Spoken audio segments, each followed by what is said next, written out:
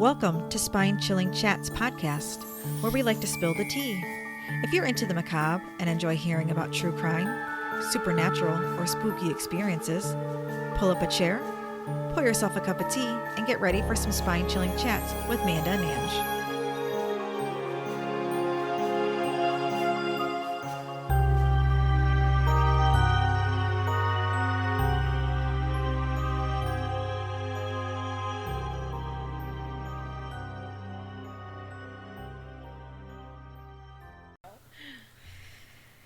Hi to all the spooks out there. I'm Ange. And I'm Manda. If this is your first time finding us, welcome. We've been waiting for you. Yes, we have. If this isn't your first time, if you ever leave, we'll find you. And we will not kill you, but No. we will make you listen to our podcast. Yes, we will hold you down and press play. We've got another great episode of Spine Chilling Chats ready for you today. This week, we're heading over to Japan. Oof. My brother actually majored in Japanese at MSU and did a little exchange student type program over there for 2 months. And then he went back over there for a month while in the Air Force. Oh. So I asked him for a little tidbits that I could tell you guys about. So he said that there's a giant temple complex in Nara, which was the capital before Kyoto, which was the capital. I love how you emphasize these. What do you call them? These words. I don't even know if that's correct. I know, but when you were doing the haunted history Mackinac, you were like chipped away. You were trying. I love how you do that. I don't know if it's correct, but I try. So, which was the capital before Kyoto, which was the capital before Endo, which is the former name of Tokyo. Oh, okay. Yeah. Anyway, so that giant temple complex is full of deer. And they are viewed as sacred animals there. And they're well protective. So they've learned not to fear humans. And they'll walk up to you to get fed crackers. And they'll try to put their face in anything you own that could possibly have crackers in it. Really? That's so cool. He saw lots of famous castles. He said that there is a great culture of bakeries. This is still your brother, right? Yeah. Okay. Yeah. We don't have here, with tons of fancy breads, pastries, and other things like parfaits. They even call bread pan from the old Portuguese word for bread. He also suggests that if you ever visit, try some okonomiyaki, which is a cabbage pancake. And I know I did not say that correctly. But you tried. That's what's great about it. So it's a cabbage pancake with some optional meats cooked and prepped at a flat grill, usually at your individual table. That's really yummy, he said. So if you want some yummy cabbage pancakes with some optional meat. Yep, that's the place to go. I've never been to Japan, and most likely I will never go. You don't know that. It's not a place I've ever wanted to go. Yeah, not a desire. Not. You know where I want to go? I want to go to Ireland. Yeah, I know I'm Puerto Rican, and I've never been to Puerto Rico, but I want to go to Ireland so bad. Yeah, I would like to go to Ireland. I don't know why. I just feel like I want to go to Italy too. Here's a side note. I had a foreign exchange student in 2020, and his name was Leo, and he was from Italy. And he had his parents send a bunch of cheese and cookies, or they call them biscuits, and candy. And oh my God. It was good. Those things were the best things ever. And the cheese was the fresh cheese, not the store-bought. It was amazing. Yeah. And he taught us a lot of stuff. And, he really liked it here, and we miss him. And Leo, if you're listening, we miss you and hope you're doing well. Aww. We do talk, though. Oh. I just want to put that in. We talk. We message each other. But I'm going to go to Italy, too. And, he sent pictures and stuff, so. Yeah. But I want to go to Ireland because of the castles and all the old history. And yes, I want to stay in a castle so bad. Me too. So bad. Yeah. That'd be so freaking I'd be awesome. living my Hogwarts life over there. We could only wish. I told my brother about this episode and gave him a few examples of the horrible things that this guy did. And he said that he went to their National War Museum in Tokyo, and they had a plaque saying something like, due to Roosevelt's secret planned victory, locking them out of iron supplies across the Pacific, they were forced to take defensive positions in Korea and Manchuria, as though they didn't invade Asia and commit all kinds of atrocities, and it was actually our fault somehow. I mean, I like to blame the U.S. for a lot of my issues, but it's also important to take responsibility for your own actions as well, Japan. Yes. We're not always I was going to say we're not always the bad guy, but here lately It feels that way. Yeah. Well, we have our part in this story as well, so Okay. that's at the end. You'll hear all my opinions. This is a truly horrible one, since that seems to be all I ever pick. It is. And I was talking to you about it, and I've come to the conclusion that it's not me, it's them. They're just all so horrible. It's That's impossible true. not to pick one that doesn't make you sick to your stomach. Right. It's hard not to pick a good one. Yeah. You know what I mean? Like, Yeah, they're all horrible they're all people. None of horrible. them are good. Yeah. All right, well, let's get to it, I guess. So, Shirō Ishii was born June 25th, 1892. Can I also say real quick? Sure.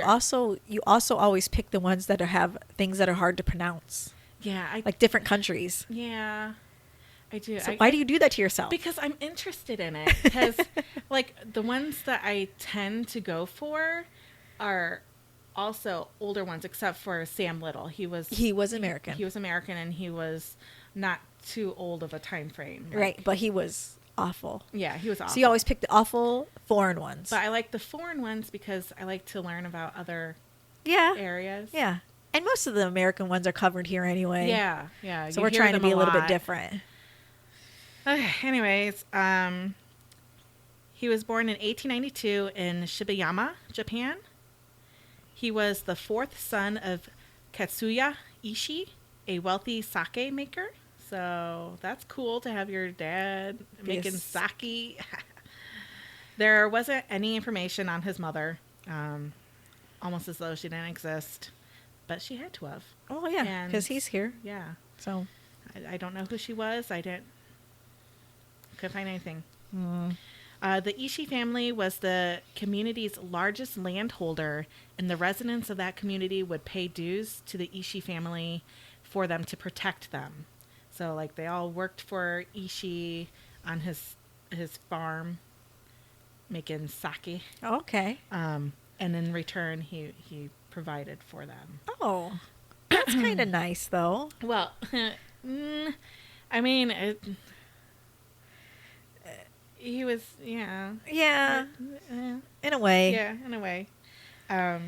He was a teacher's pet and was said to have a photographic memory, Oh. which I could not even I- imagine having.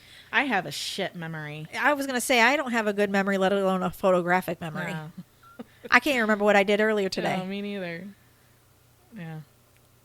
He was able to recite difficult text from cover to cover in one reading.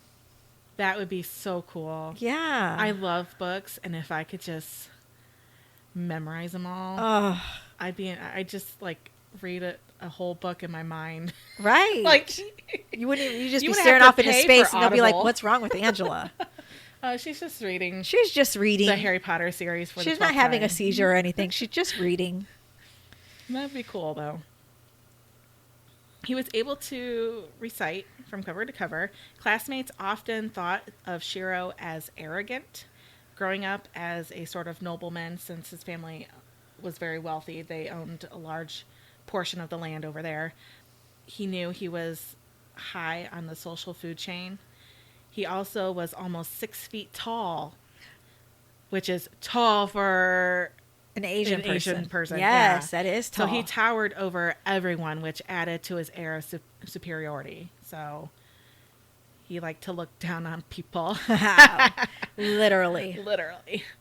His daughter, Harumi, felt that Shirō had been unjustly condemned, saying, and I quote, "My father was a very warm-hearted person. He was so bright that people sometimes could not catch up with the speed of his thinking, and that made him irritated, and he shouted at them." So take what you want of that. I'm sure he treated her well. Yeah. But if people couldn't understand what he was saying and he gets mad about it, like, how is that their fault? Well, he's obviously speaking above their language level, their IQ level. Now, people just don't comprehend. I know, but it does get frustrating for people who are of a higher intelligence. Like my brother, for instance, he can come off very arrogant and very snooty that way. But he's also very, very intelligent. And if you say something incorrectly or misspeak, he will correct you. And it can be a little irritating for those that he corrects. Yes. But it's just, he's I get intelligent, it. Yeah. Everybody should be thinking like him. That's or, those people. Yeah. Yeah. He was known to be quite the womanizer and spent a lot of time with young 15 or 16-year-old, is it geisha or geishas? Geishas. 15 or 16-year-old geishas. Shirō enrolled at a prestigious faculty of medicine, Kyoto Imperial University, in 1916. His peers viewed Shirō as someone who did not care about anyone but himself.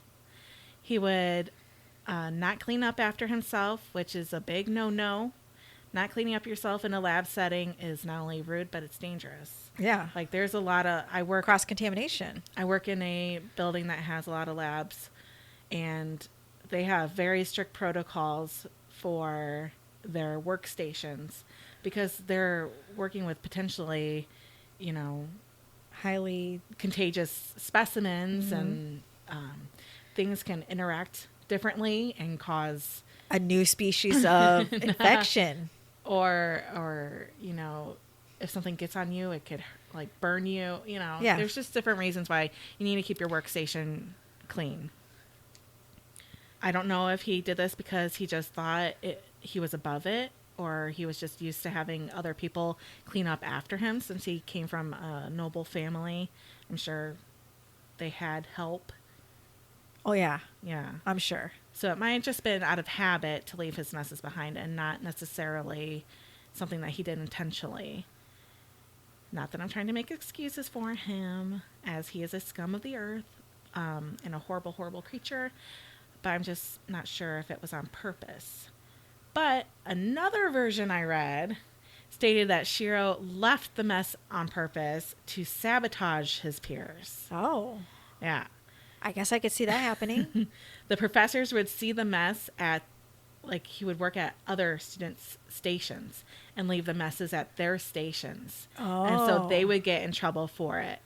And this in turn made his peers resent him, which I would be pissed at him too. Yeah. That's my fucking workstation. Yeah. Stay out of it.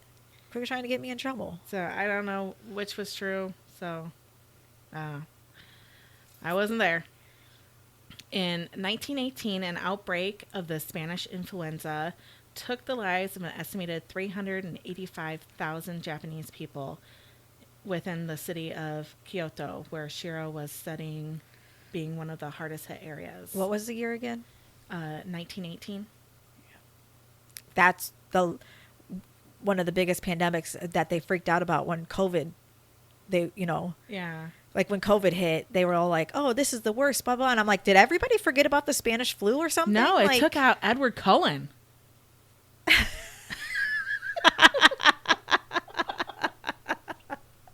And his mama. That's true. That's true. That's true. Oh boy.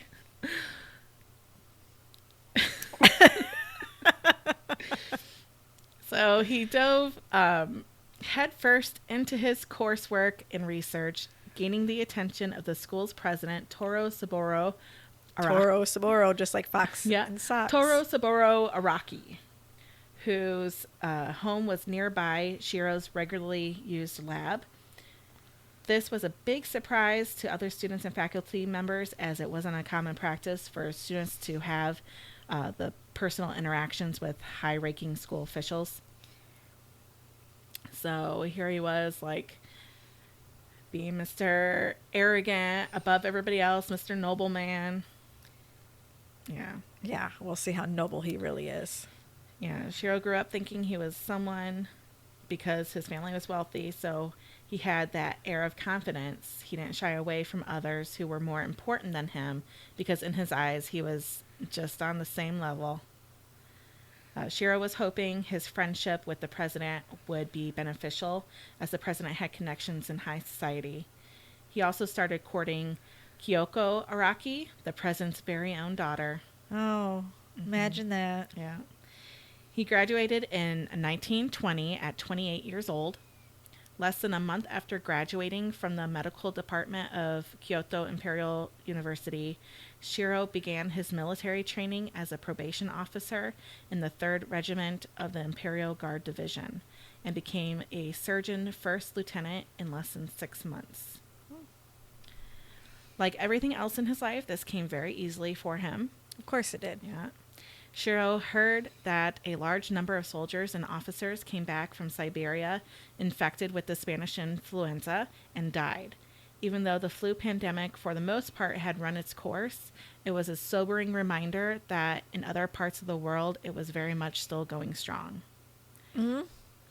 He kept the knowledge of the infected soldiers to himself for now, just tucking that in his little pocket. Shirō finished his training with the Army on April 9th, 1921, and received his commission as Surgeon First Lieutenant with orders to the Imperial Guard Division.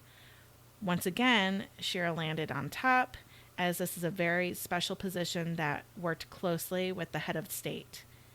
But Shirō, of course, wanted more. Well, duh. Yeah, he's a little overachiever here. Yeah, I was going to say, nothing's ever good enough. Over the course of a year, he worked to convince senior officers that he would be an asset to the medical research at the First Army Hospital in Tokyo. He, of course, did awesome there, like he does everywhere else he goes, and proved how invaluable he was wherever he went. The praises from his superiors amplified Shiro's strong nationalist attitude that was already in place from growing up benefiting from Japan's rigid class system. He fully believed he deserved every reward. Of course he did. At this point, I believe he deserved it too. Like, he was just a smart dude. Yeah. He worked for it. He was always studying. And then he spent his wages on expensive evenings out drinking and buying services from sex workers. Of course he did. So maybe not such a great guy. Word of Shiro's rowdy behavior reached one of his superiors at the university, but instead of getting in trouble for his wild behavior, not to mention cheating on the president's daughter with sex workers, he was once again rewarded. Because Shirō just can't help but to land on top. They called him back to the school because a mind as valuable as his shouldn't be wasted on those kinds of activities. So in 1924, after a 4-year run in the Army, Shirō came back to the university to devote his time to medical research and started to work towards his PhD. The toll of the Spanish influenza 6 years prior... Wait, he was a surgeon, but he didn't have a PhD yet? No. So he didn't even have his doctor's license, but he was a surgeon. I don't know if surgeon is... I think Actual surgeon? Yeah, I think it's just a title. Okay. But I could be wrong. We don't know.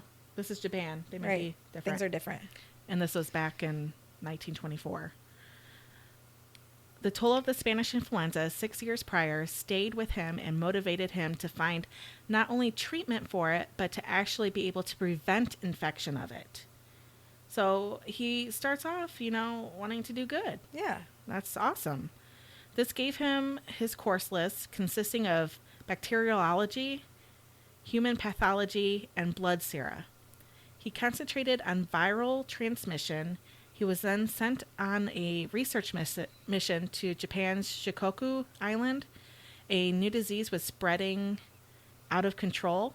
By the time that Shirō and his research team got to the island, it had reached epidemic status.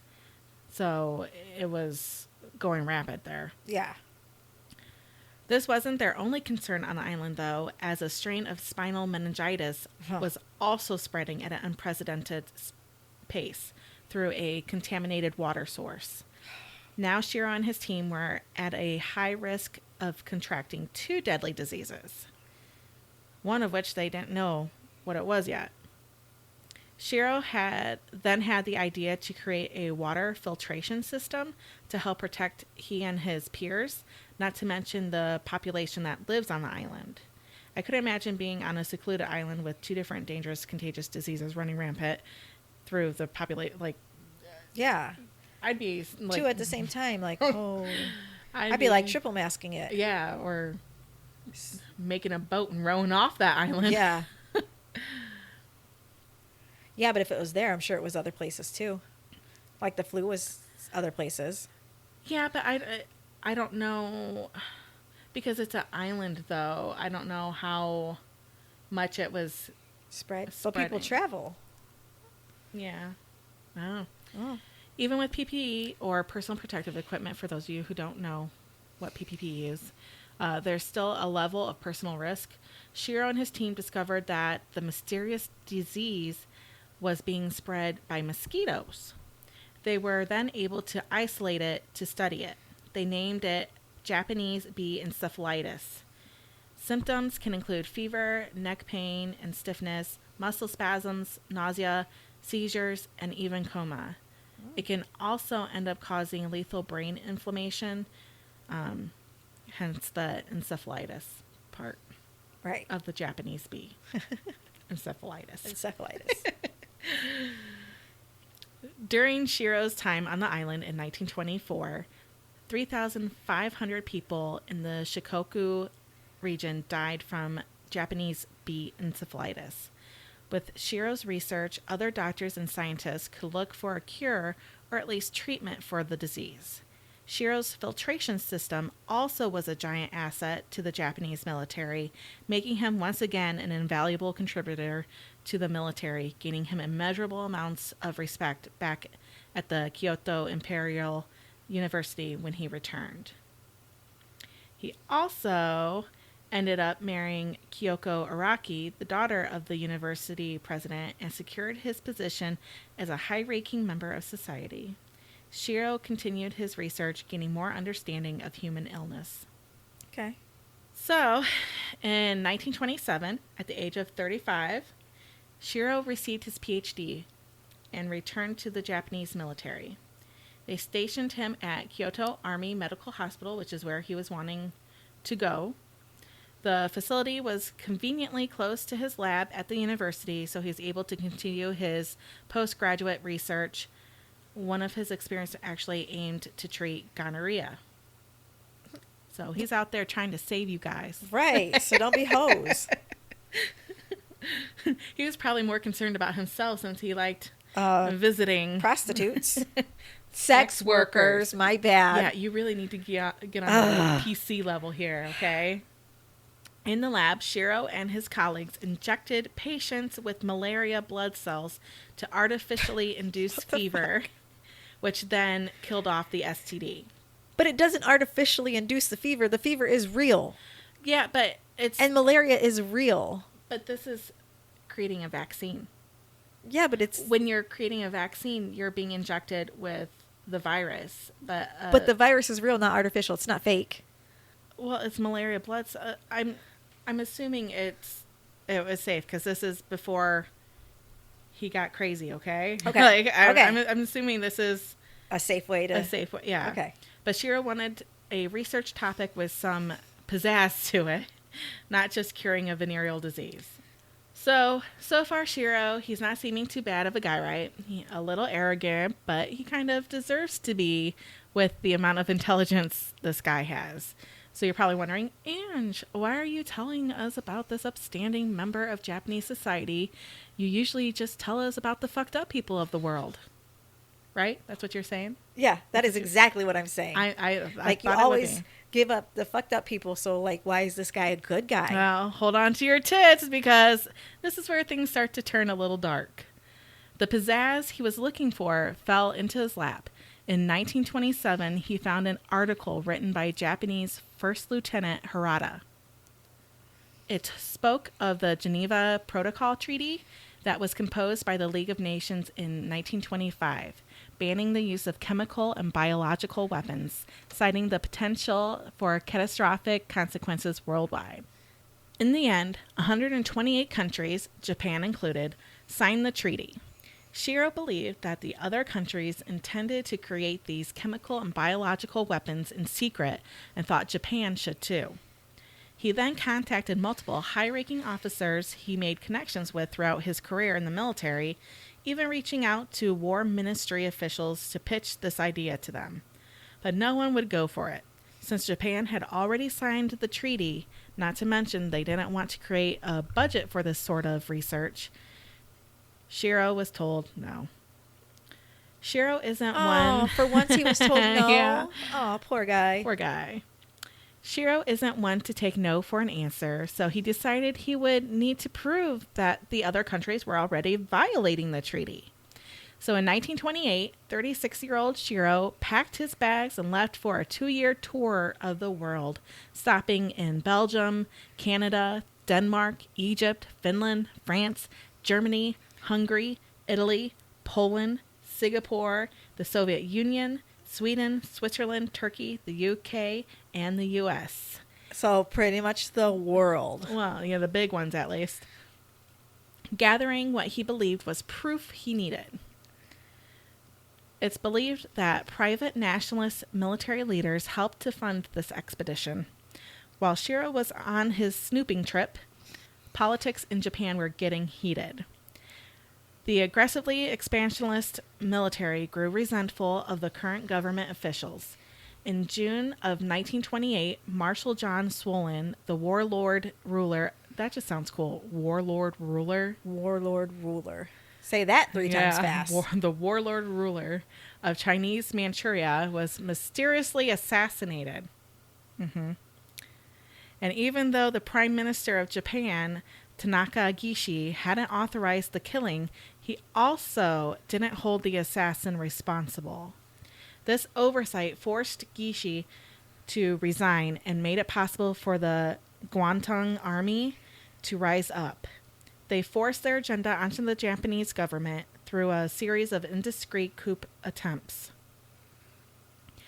When Shirō returned to Japan in 1930 from his little snooping trip, the new military government saw things more eye to eye with Shirō. Shirō claimed to have proof that Western nations were developing chemical and biological weapons secretly. In January of 1931, Shirō received promotion to Senior Army Surgeon 3rd Class Surgeon Major.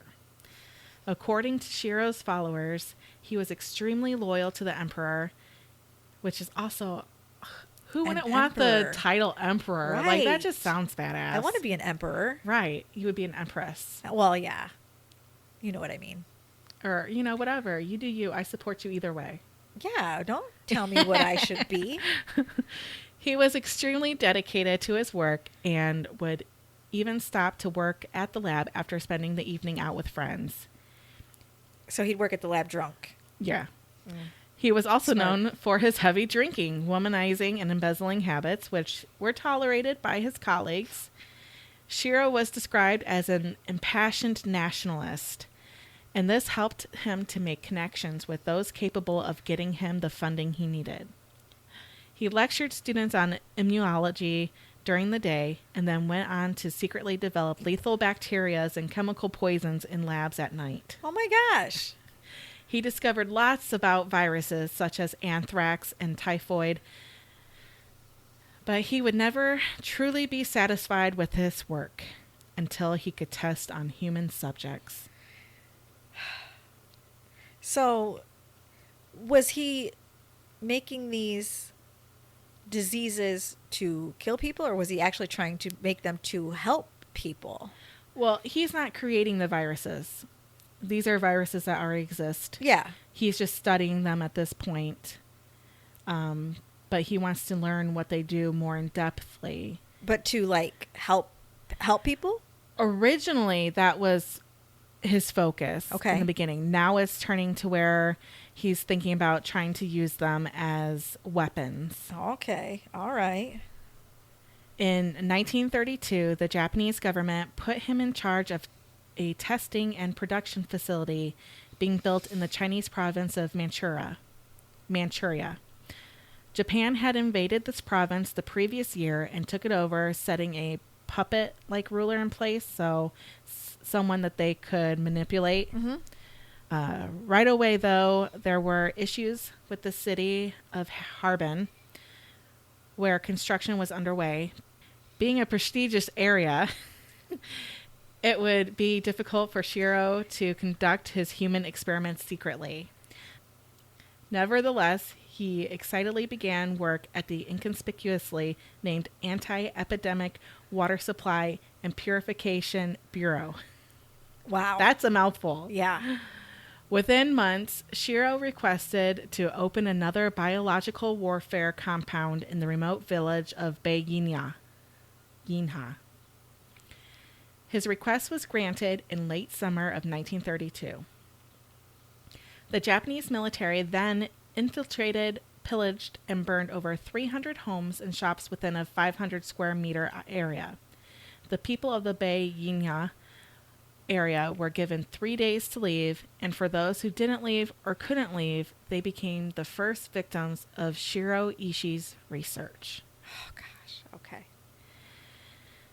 The Chinese civilians were turned into forced laborers constructing the inner medical experiment prison part of the camp. To ensure secrecy, they were all executed afterwards. Jesus. Yeah. He couldn't afford to let anybody find out what they were really doing here. Oh, my. More Chinese civilians were captured and brought in to build 100 new structures, including offices, medical facilities, and barracks. One of the labs was built with a frigid space that he could devote his research of anthrax in, since anthrax is known to withstand cold conditions. Shirō had his eyes set on invading the cold north of Russia, and the anthrax research was his hope in conquering them. His anthrax laboratory had... Does anybody else, when they read the word laboratory, read it as laboratory and think immediately of Dexter? Yes, I do. His anthrax laboratory had to have cost a pretty penny to maintain in this era with refrigeration costs, because this is like 1932-ish, so I'm sure it was expensive. Yeah. Proving the military's optimism for Shirō's potential, creating a biological weapon out of the anthrax. So by them forking the bill for this, they must have believed in him pretty Heavily. Yep. In late 1932, the majority of the compound was complete. The prison could house anywhere from 500 to 600 subjects at a time. Shirō had a high interest in male subjects who were under 40 years of age, as they provided the best controls for his experiments. The townspeople of Yinha stood by in horror, watching trains full of prisoners on their way to the compound. Cries and screams could be heard from inside the train cars, but an air of secrecy was ultimately enforced at all costs. A story was told of a small child walking up to the outer fence of Yinha to see what was on the other side. A guard immediately shot the child. With that show of disregard for human life, it's easy to understand why none of Shirō's staff spoke out against what was going on in the compound, nor the people living around the area. Yeah, I'd keep my mouth shut too. He just shot a child. Yep. He ain't gonna be afraid to shoot an adult. No.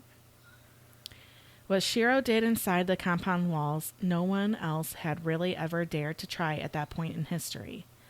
The prisoners were then unloaded off the train and fed well-balanced meals at regular intervals, which you're like, oh, well, at least that's good. But it was purely because he wanted them to be in the best condition for him to experiment on. Right. They were permitted regular exercise time in a special room. This would ensure that the data that would be collected would accurately show how the bacteria and viruses truly impacted the body. Any comorbidities of the subject could affect the effectiveness of any potential bioweapon. Ironically, by trying to make sure that their subjects were in tip-top shape, the medical technicians regularly drew large quantities of blood, drawing a minimum of 500 cc's every 2 to 3 days. Wow. While this can be beneficial in checking the overall health of someone and checking for diseases, this is an incredible amount to draw. For example, during a normal doctor's visit, they typically draw less than 50 cc's of blood, and it's recommended for a patient to wait around 3 weeks before more blood is drawn. Do you remember when we had to get our blood work done for our doctor's appointment and they took like 13 vials of blood? Yeah. That was a lot. Yeah. I was like, I asked the technician, like, do I have any blood left in my body? Yeah. And that's probably nothing Compared to that. compared to this. Taking as much as Shiro's team took was extremely dangerous for the patients. But the really horrific part of this is that some patients were purposely subjected to this depletion of blood, almost entirely draining them of blood so the scientists could then learn at what point low circulation and blood cell deprivation could actually kill a person. Oh my gosh. Isn't that horrible? Yes. Like, What the hell? That's just awful. To just slowly... Well, then again, we are covering awful people. It's true. It's true. Wow. Yeah. Wow. Another experiment Shirō designed was to take bacteria found from fleas on captured mice to examine. You guessed it, the bubonic plague. The then extracted plague was injected into the prisoners. The scientists then monitored and observed in the following days and weeks, notating the deterioration of the prisoners' physiological state. The bubonic plague is fast-acting, starting with sudden fever, headache, and cheers,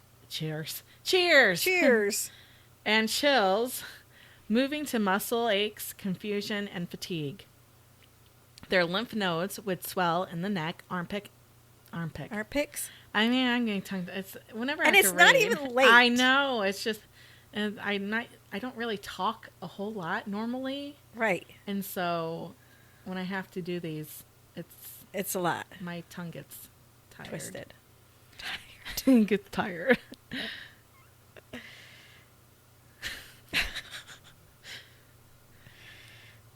Good thing you're not a lesbian.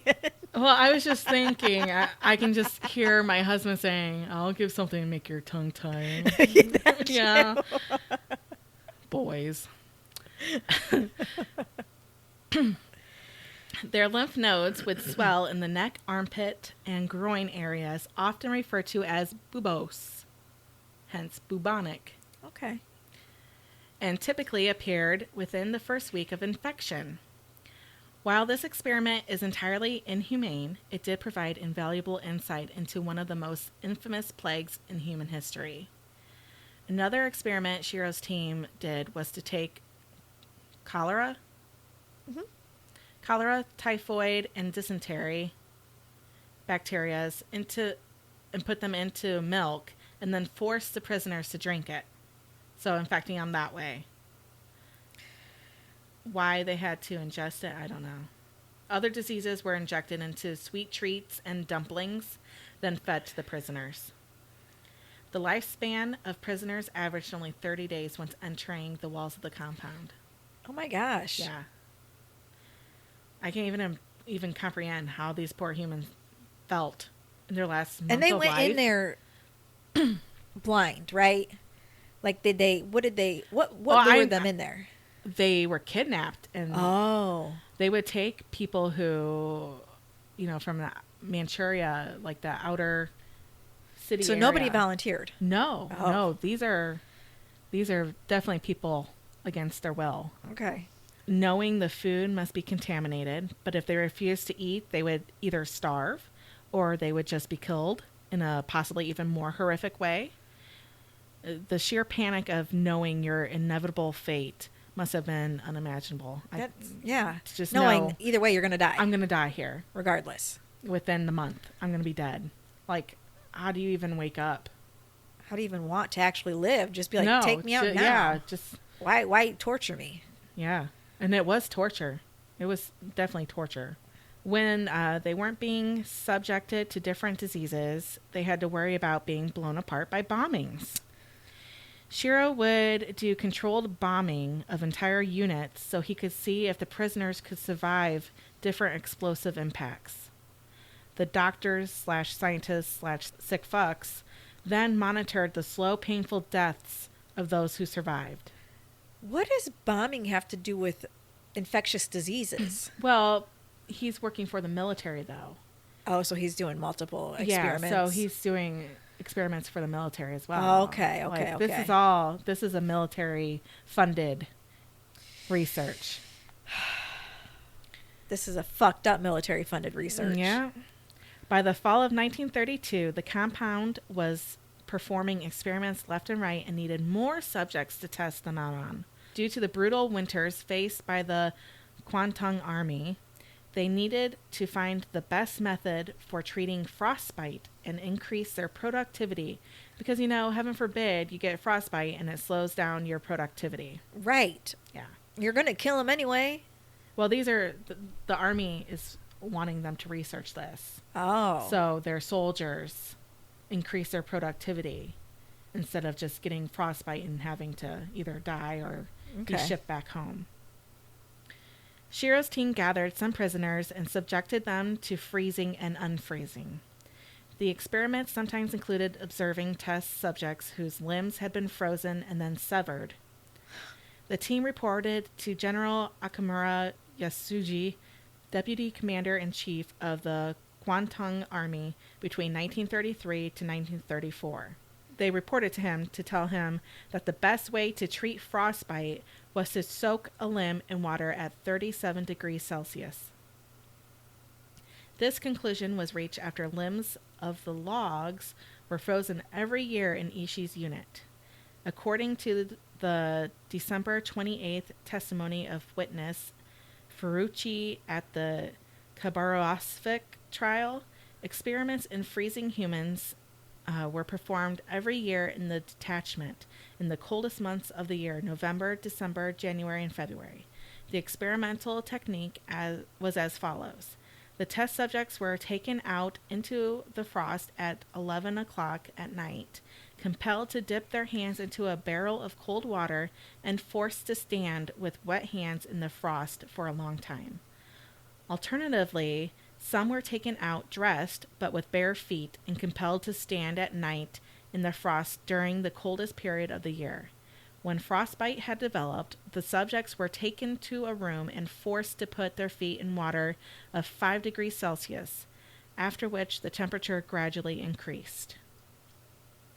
In the fall of 1932, the League of Nations finally decided that Japan staged the railway attack that led to their takeover in Manchuria. There was no evidence of Chinese aggression.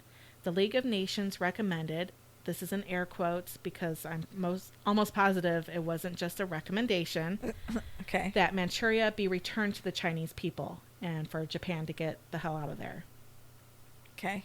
Japan, unsurprisingly, told the League of Nations to fuck off, stating that they were all a bunch of hypocrites as the Western nations had occupied China on numerous occasions themselves. In 1933, Japan officially left the League of Nations, which meant they also rejected the Geneva Convention Treaty banning biowarfare. Even though they had already been working on it, this was now out in the open. Japan basically let everyone know of the intent to continue the conquest of China and protect Shiro's bioweapon research at the same time. All throughout 1933, Shirō worked tirelessly to convince the military leaders of new and exciting possibilities for his research by filming his current inhumane studies. Oh, let's just add to it. Yeah, so now we have visual record. Ugh. The recorded accounts of human suffering would be termed the Bei-Yinya prisoner experiment films. Meanwhile, in Germany, bad shit was on the rise. Well, it's Germany, and it's right before World War II.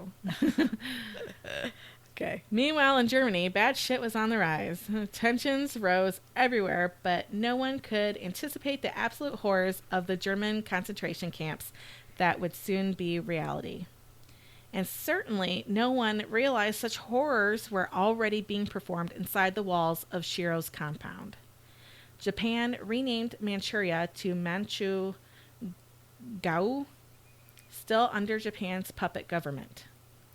The Guantanamo Army had unlimited access to the region's resources, which included its people. The 40-year-old doctor, surgeon major, prestigious professor of immunology, used these titles to his advantage, befriending other high-ranking officers, officials, and physicians who helped him open his camp of death. He invited Lieutenant General Saburo Endo to see the camp firsthand. Shirō took great pride showing the camp off to Endo, explaining his methods in great detail to Endo. Endo, in return, took detailed notes in his journal of his stay at the camp. One entry on November 16, 1933, spoke about viewing an experiment where the physicians gassed, poisoned, and electrocuted 2 prisoners. He labeled the prisoners as bandits, so they were taking, people who had been convicted, people who were publicly against Japan, those kind of people. Okay. Also to the normal, regular folk that they just stole off the roads. Okay. As a way to excuse the foul treatment they received, so he labeled them bandits. At the end of his journal entry, he wrote, "Bandit electrocuted with 5,000 volts. Several jolts not enough. After several minutes of continuous currents, was burned to death. Left at 1:30 p.m." Back in this time frame, they didn't understand electrocution very well and were essentially cooking the prisoner from the inside out. What? That wasn't enough, he said? Or did he not? He just said that the several jolts was not enough. Oh my God. And that after several minutes of continuous currents, it was burned to death. Endo stayed 3 weeks observing the camp, and upon leaving stated that the 200,000 yen the government had issued to Shirō for his research may have actually been worth it. Wow. Yeah. It just, it makes you so sick. Right. This guy is so super fucking smart. But what the fuck is wrong with him? To think. Well, he's got no concern for human life. Yeah, I get that, but well, for the lower human life, he's got. But there's tons. still kind of like sex workers. There's still people. Yeah, the elite Japanese people. He cares about. He wants to save them.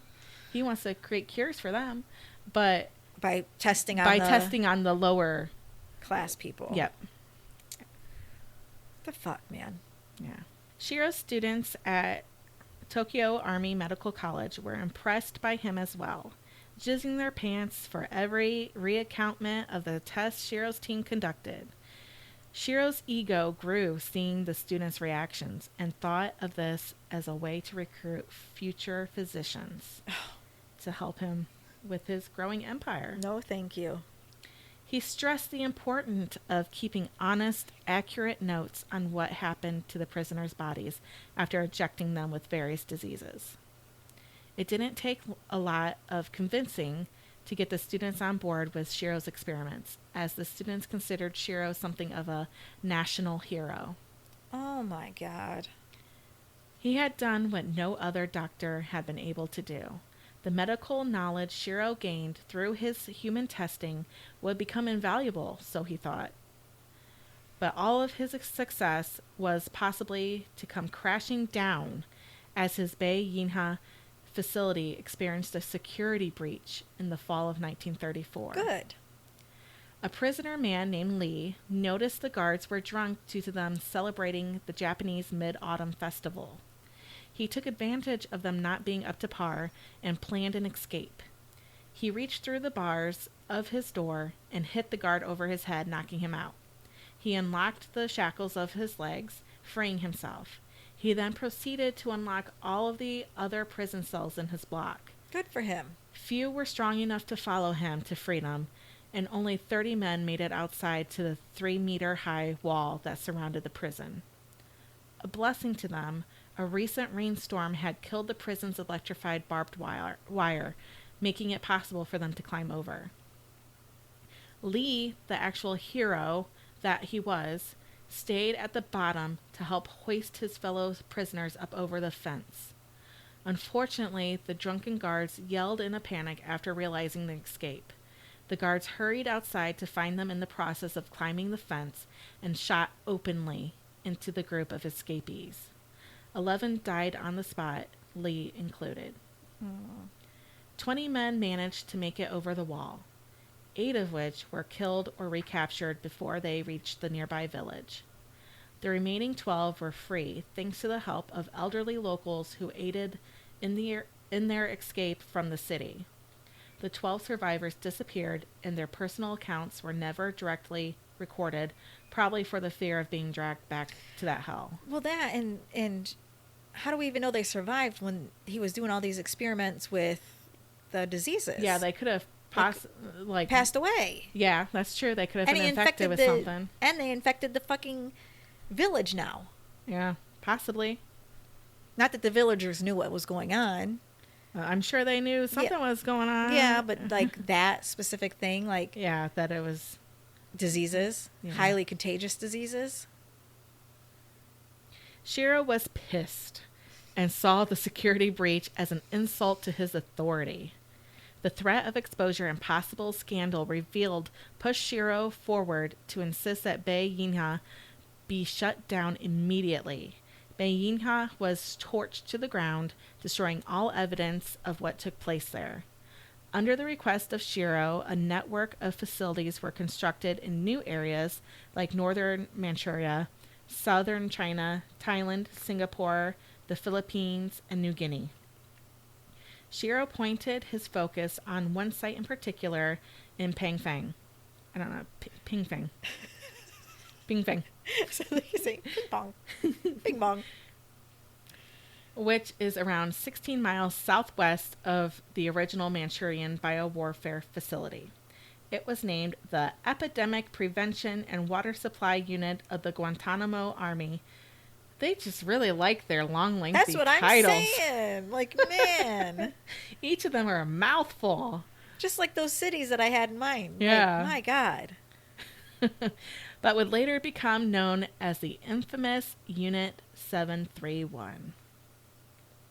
Unit 731's layout included dozens of specialized laboratories and refrigerated room for the study of frostbite, stables for large animals, 2 prisons, 3 crematoriums, military barracks, an administrative center, a library, a Shinto temple, restaurants, a bar, and even a school for children. That's The a lot. library, temple, restaurants, bar, and school were for the families of military medical professionals working at the unit. So while Chinese prisoners were included, which included all genders and ages, were locked up being tortured, the Japanese families were shopping and dining just a few buildings away.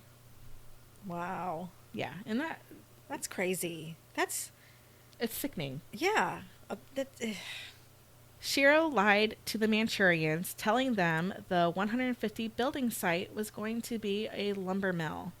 And in a crude representation of the racism the Japanese had against the Chinese, the workers at Unit 731 started to refer to the prisoners there as logs. The diversity of prisoners ensured the reliability of the research data. Each prisoner was assigned a number that started with 101 and ended at 1500. Once 1500 was reached, they began again at 101, which made it impossible to determine how many actually fell victim to Unit 731. No one was allowed to survive Unit 731. Wow. If a prisoner survived the inoculation or of lethal bacteria, this did not save him from repeated experiments, which were continued until death from infection finally happened. The infected victims were given medical treatment in order to test various methods of restoring soundness. They were fed normally and, after full recovery, were used for the next experiment and infected with another type of germ.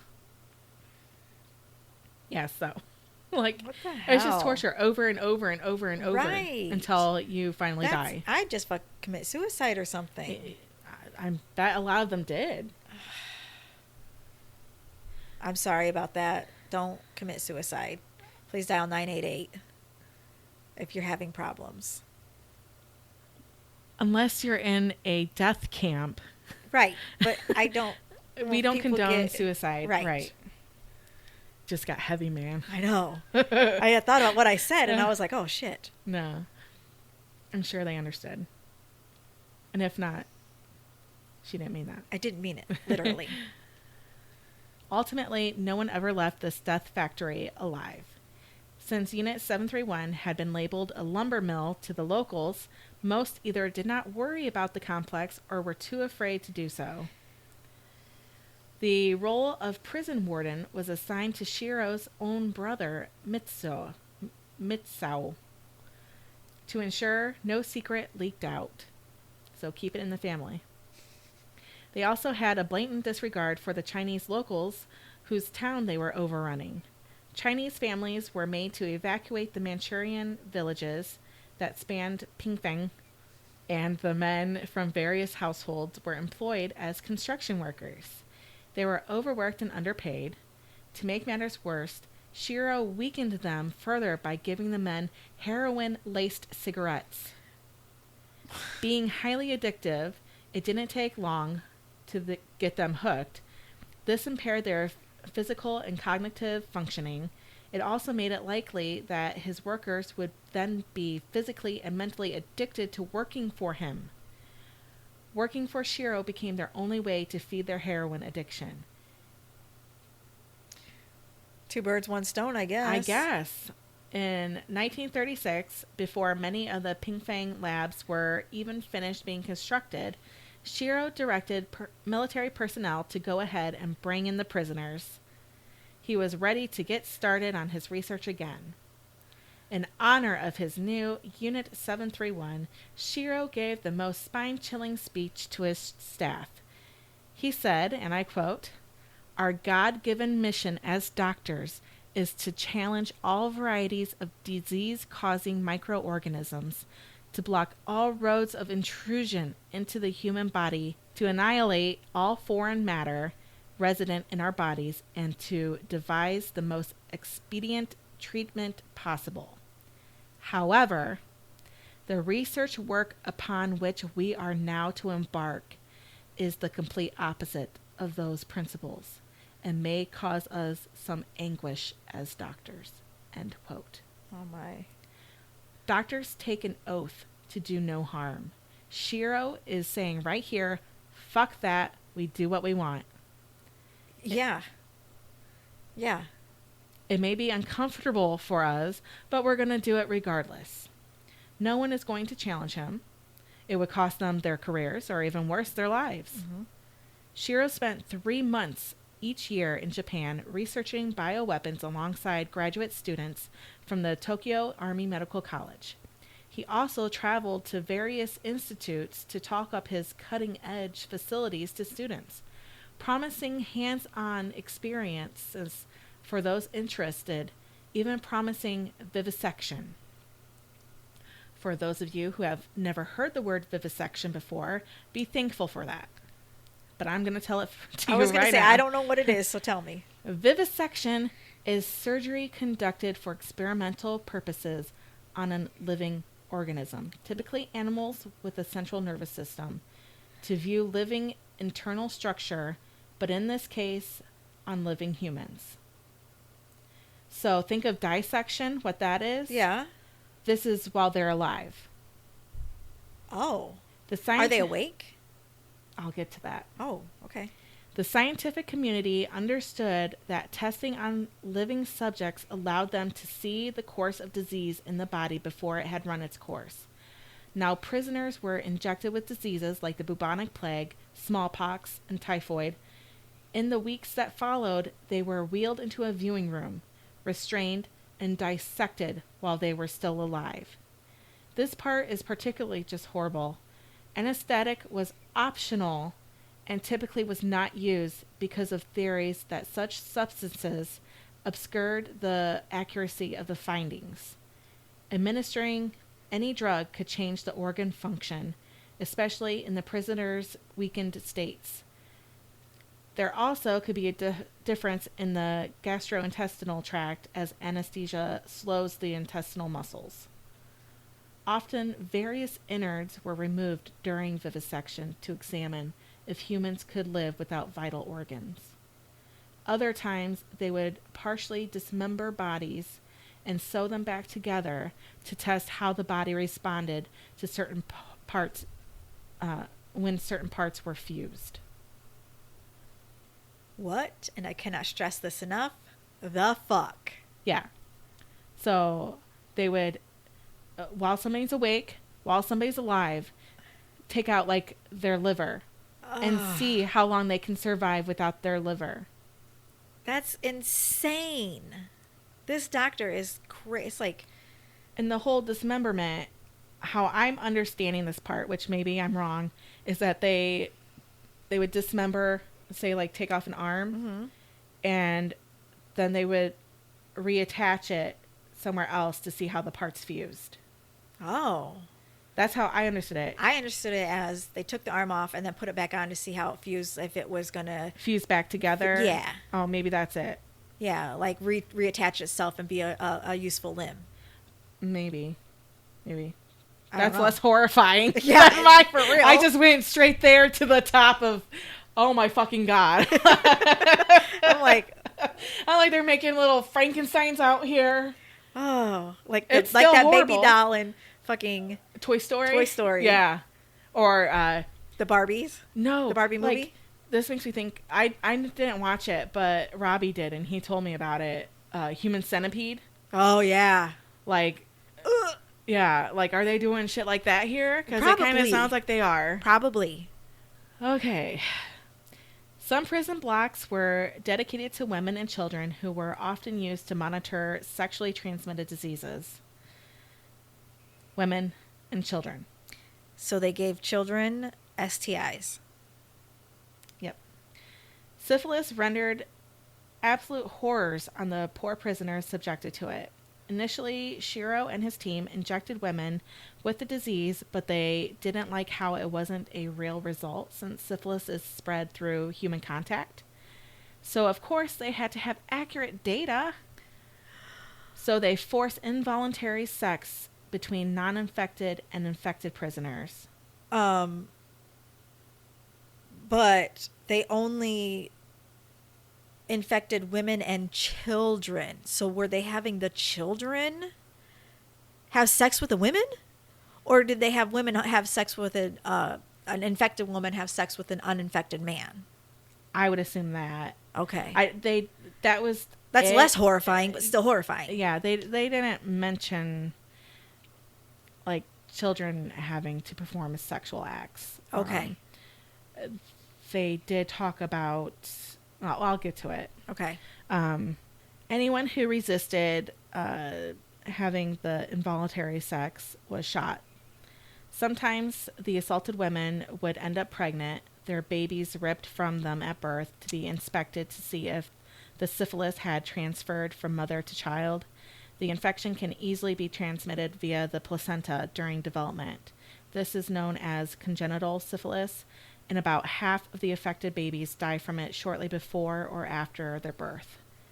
Syphilis can also infect newborns as they come into direct contact with syphilitic sores or lesions as they pass through the birth canal. So I don't know if that might have been the children. So I don't know. I'm kind of blind on STIs. Yeah, But like, I thought herpes had the sores, not syphilis. I have no idea. I don't either. So syphilis apparently has open lesions and sores too? That's what it And that's how sounds you like. can pass it? That's what it said. I didn't Huh. research it because I don't really. I didn't know that, so I didn't, like, I It's not something I have to be concerned with. didn't know if, like, how it, right, me either. But, like, that's just weird because I didn't know that they had Look it up. open sores. Google that shit. Okay.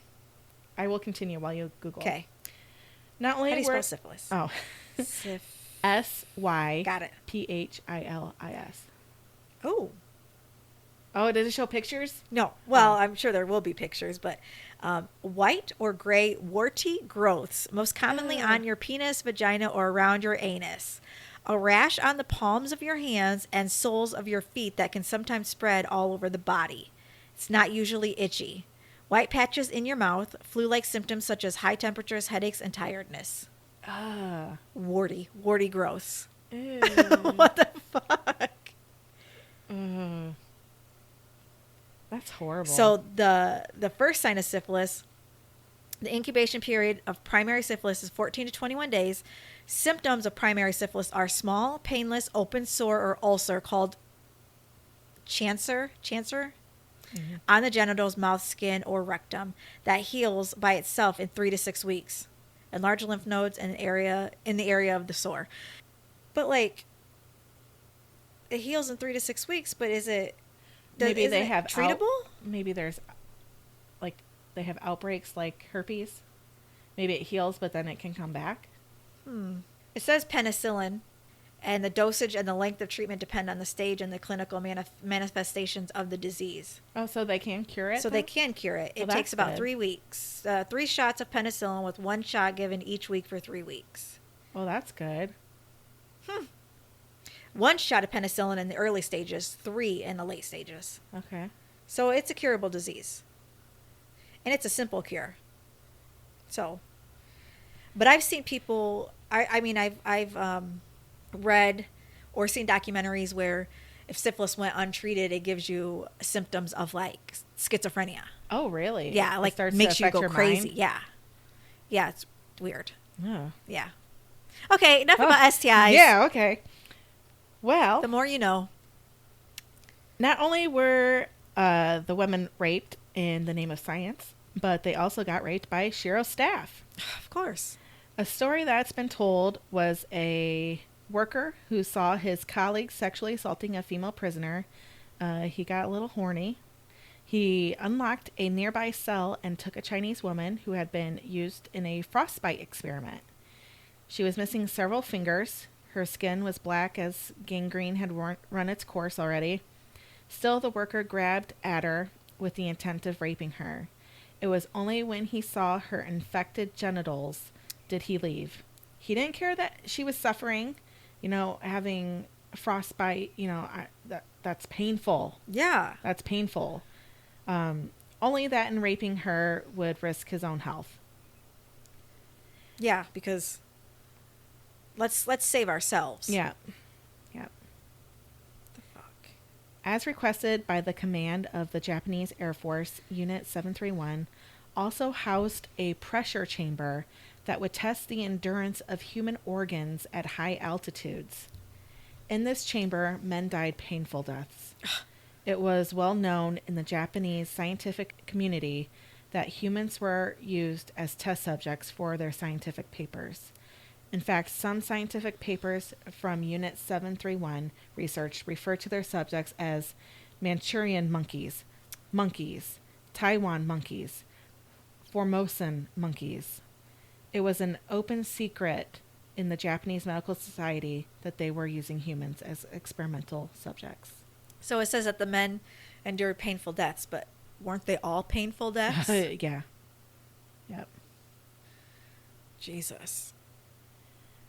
And that's where I'm going to leave you for today, because this shit just goes on and on and on. And I don't want to bore you with a 3-hour podcast. So we will pick this up on my next episode and give you guys a little breather from this horrific camp. I just... It's insane. And, you know... But you have to be insane to be doing things like that. And this is during, like, the time of World War II also. Mm-hmm. So, like, growing up, I knew that Japan was allies with Germany. Mm-hmm. I knew that, but I didn't know any of this. Oh, yeah, me either. We heard about the concentration camps and all the horrific stuff that was happening over in Germany. But this got shushed over here. Oh, yeah. Like, unless I just was blacking out during history lessons. No, I didn't know any of this. So we will pick this back up on Sunday, June 30th for part 2 on Shirō Ishii. And then it will be combined with the little extra tidbits that Manda has on Peter Sutcliffe. That's why we're doing it on a Sunday, because it's kind of like not enough for a full episode on either one. So we're combining them. And then we'll do our normal Wednesday on July 3rd with a new serial killer that Manda is going to tell us about. So we hope you guys come back and hear the rest of Shirō Ishii's story and hear our little extra tidbits on Peter Sutcliffe. Join us again on Wednesday for our normal one. If you want to check us out on Facebook, we have a page there. We also have a webpage at spine-chilingchatspodcast.com. There you'll find links to our shows and to our merchandise store. Yep. Buy our merch. Yes, please. And you can also send us emails from there. Yes. To send us your spooky stories. Yes, and we will have them on air. And if you want to stay anonymous, you can stay anonymous. We can omit your name or change it. If you want your name out there, just let us know. Yep. And as soon as we have a collection that's big enough for an episode, we'll read them all. Yes. So keep sending them in. We're excited to do that. Yes. I know I love hearing Me too. stories. I was just going to say that. I love hearing stories. So please send them in. Or if you have any suggestions for other shows, like different killers you want to hear specifically. Or if you want us to cover a certain haunting. Yeah. Anything. You want us to cover somebody that, you've came across but don't know much about. Just let us know. Yep. Well, we hope you come back, and we hope you keep it spooky. Bye, guys. Bye. Thanks for joining us on Spine Chilling Chats, your go-to podcast for all things murder, paranormal, and macabre. Keep sipping that spooky tea and diving into the darkness with us. If our tales have sent chills down your spine, don't forget to hit subscribe and share with your fellow lovers of the haunting and horrific. See you next time.